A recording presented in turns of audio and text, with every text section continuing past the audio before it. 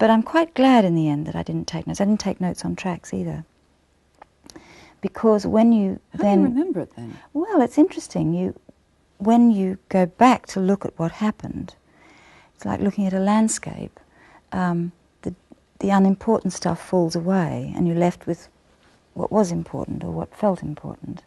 Whereas if I'd taken hundreds and hundreds of notes, I think I would have been swamped by detail. But you go by instinct, do you? Well, there's also the writer's craft involved. You choose certain things above others, you highlight some incidents, you magnify others.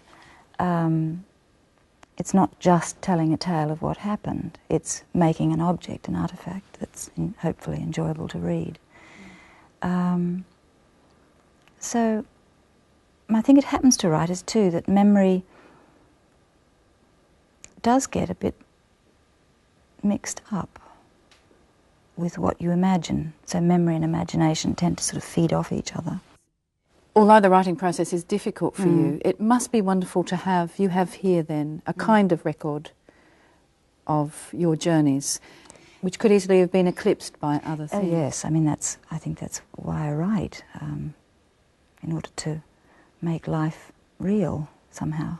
But the interesting thing is that once you've written, I noticed this with tracks first and it surprised me, that when I went to write the book, 2 years after the event, with no notes, just a couple of letters, I think I remembered every day of that journey with such clarity. And then when I'd finished the book, I sort of shut the book and the memories went. And what was left was the book. And now I can't remember what was journey and what was book.